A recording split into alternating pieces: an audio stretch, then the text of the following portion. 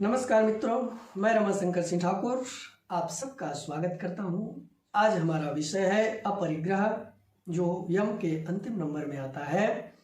अपरिग्रह, इसमें भी अ लगा हुआ है, तो कहीं ना कहीं नहीं करने वाला भाव है, न करने वाला भाव है।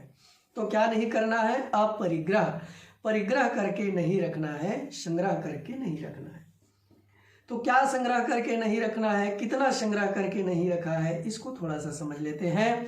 जैसे कबीरदास जी कहते हैं कि साईं इतना दीजिए जामी कुटुंब समाए, मैं भी भूखा ना रहूं साधुन भूखा जाए।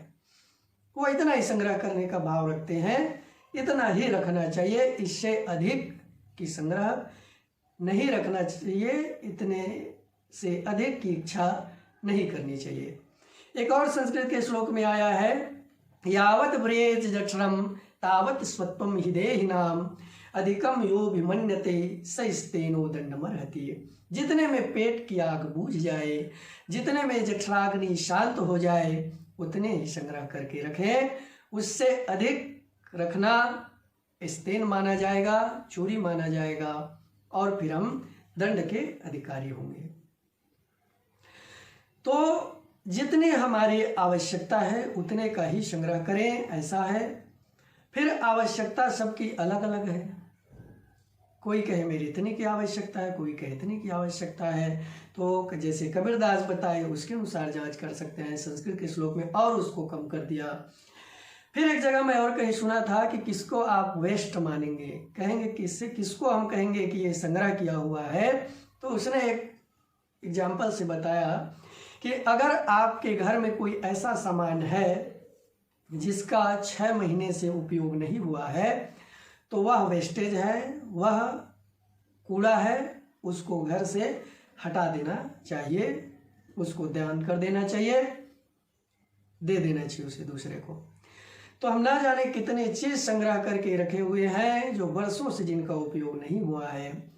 संग्रह करने से उसमें संग्रह का भाव का मतलब यह है आसक्ति का भाव है उसके प्रति हमारा।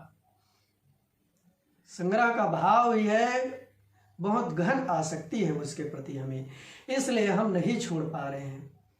कोई बरसों की टूटी साइकिल रखे हुए हैं, तो कोई 5 पैसा 10 पैसा रखे हुए हैं संग्रह करके। शौक रहता है सबका, लेकिन संग्रह का और बड़ी रूप वो है कि दूसरे का हिस्सा को भी रख लेना, वो और संग्रह का रूप है। जो दूसरे को मिल जाए तो दूसरे सुखी हो सकते हैं, आपके पास उसका कोई मूल्य नहीं है और आप रखे हुए हैं, वो है संग्रह।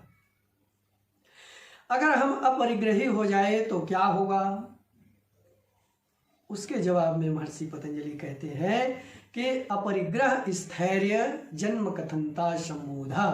2:38-39 में कहते हैं, 2:39 में, कि अगर हमारा अपरिग्रह सध गया, उसमें हम स्थिर हो गए, तो जन्म कथनता सम्मूढ़, मतलब बोध हो जाएगा जन्म कथा का, पूर्व जन्म की याद हो जाएगा। पुनर्जन्म कैसे हुआ, पूर्व जन्म में हम क्या थे, क्या क्या जन्म लिए हैं, कौन कौन से जीव के रूप धारण किए हैं, ये सब पता चल जाएगा अगर हम अपरिग्रह में स्थिर हो गए। तो विचारों का भी तो हम संग्रह करके रखते हैं, बहुत सारी विचारों का, बहुत सारी यादों का। वो याद क्या है, हमें आगे बढ़ने देता ही नहीं है। ये तो इसके पहले हम बात किए थे शारीरिक, भौतिक, सांसारिक वस्तुओं की। अब वैचारिक भी तो हम संग्रह करते हैं। कितनी यादों को दफनाए बैठे हैं, कितने ब्रेकअप संभाले बैठे हुए हैं, कितनी लड़ाई झगड़े, कितने द्वेष प्रतिशोध, सबका बदला अंदर समाये बैठे हुए हैं, मौके की तलाश में हैं। वो विचार हमें आगे बढ़ने कहाँ देता है। जैसे ही हम एकांत हुए कुछ सोचने के लिए, कुछ आगे बढ़ने के लिए, वो विचार हमारे सामने आने लगता है। अगर अपरिग्रह का भाव रहे कि जो विचार जिस क्षण था उसी समय तक ही था, क्रोध था तो बस जब तक क्रोध किए तभी तक था, किसी से द्वेष था, कहा सुनी हो गई, हाथापाई हो गई, वो बस जब तक हुए तभी तक रहे। संग्रह करके ना रखें, पकड़ के उसको ना रखें, वो आपके लिए बहुत बड़ी बाधा उत्पन्न करेगी। वो बाधा तब समझ में आएगी जब आप ध्यान करोगे, धारणा करोगे, तब समझ में आएगी वो बात, तुरंत आने लगेगा वो सामने। इसीलिए कहा है महर्षि पतंजलि ने, अगर अपरिग्रह का भाव रखोगे तो आपको पूर्व जन्म का ज्ञान हो जाएगा। कैसे होगा? अनुभव से मैं बता सकता हूँ आपको, थोड़े से अनुभव से, जहाँ तक मैं समझा हूँ। जैसे आप शाम को ध्यान में बैठते हैं तो तुरंत हमें कुछ क्षण पहले, कुछ घंटे पहले की बात याद आती है, फिर 2-4 घंटे पहले की बात, फिर सुबह की बात, फिर अगले दिन की बात, ऐसे ही याद आता है क्रम से।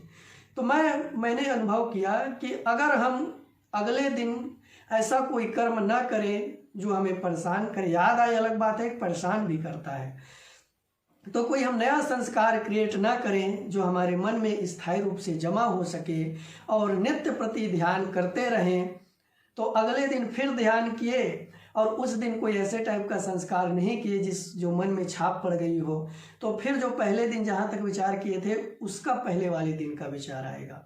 ऐसी जब ये ध्यान की प्रक्रिया लंबी अनवरत चलेगी तो धीरे धीरे 6 महीने का, साल भर का, 2 साल का, फिर वो अगले जन्म की भी याद कर लेगा। स्मृति में इतनी शक्ति है, जैसे गौतम बुद्ध 12 साल में याद की, 12 साल तपस्या करने के बाद उनको याद हुआ।